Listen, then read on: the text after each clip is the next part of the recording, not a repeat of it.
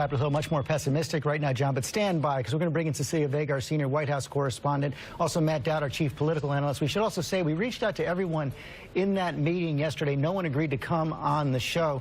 But Cecilia, first things first, we've seen the bipartisan reaction here in the United States, Democrats and Republicans condemning the president, alarm overseas. And this is what the world woke up to, George. The South African ruling African National Congress called this extremely offensive. Take a look at what the former president of Haiti, Laurent Lamont, said. He said, quote, totally unacceptable, uncalled for. Moreover, it shows a lack of respect and ignorance never seen before in the recent history of the U.S. by any president. Enough is enough.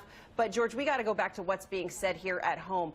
Blatantly racist, vulgar, un-American. That is the resounding response to this from both parties right now. Yeah, both parties right now. And I have to say, as we said, we're not reporting the word right now. I think that's probably a mistake because I don't think it's right to censor the president or to sugarcoat the racist sentiment revealed by how he used that word in the meeting. And Matt, I want to bring that to you right now because this has alarmed so many overseas right now and here in the United States. You're seeing the kind of reaction we saw to the Charlottesville comments by the president.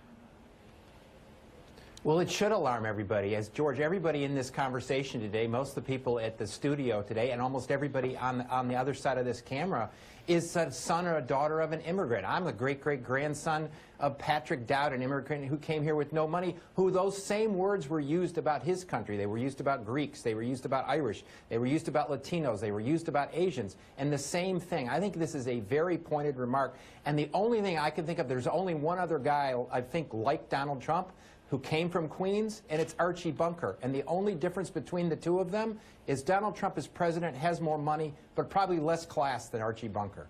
John Carl, meantime, at this moment, there are some in the White House, they haven't denied that the president used the word, and some even arguing that this may help him. Yeah, privately, absolutely no denial whatsoever that the president said exactly this. And I got to tell you, George, it's striking a lack of concern by those that we have spoken to at the White House about this. They think it's just, much ado about thing, and this is the way normal people talk. It's just he's not politically correct. Obviously, that's not the reaction you're seeing in the real world. And of course, Cecilia, this is not the first time we've heard comments like this from the president.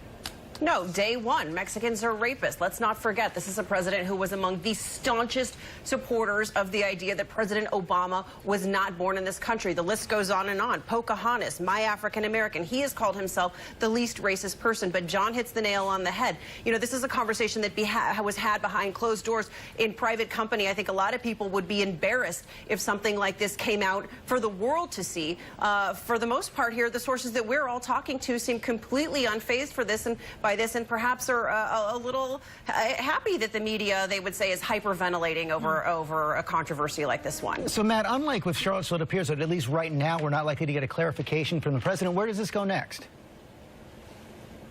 Well, that's a good question. I mean, as I've said before, George, Donald Trump is like Wile E. Coyote. Every time you think he's going to have a success, he blows himself up in the middle of this. I would suggest to Donald Trump, and this is a few miles, the next time he goes back to his home in New York, he take the boat ride over to the Statue of Liberty and read the words on the Statue of Liberty, which says, give me your tired, your poor, your huddled masses, your wretched refuse of your teeming shore. Donald Trump ought to read those words and take them to heart. And on another subject, John Carl, overnight, the president making a lot of news, a late-night tweet saying he's canceled his trip to Great Britain.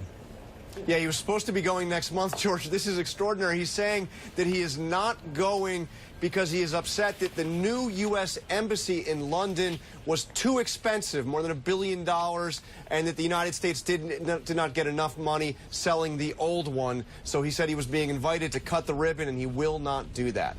Okay, John Carl, thanks very much. Thank you, Cecilia. Thank you, Matt. Paula?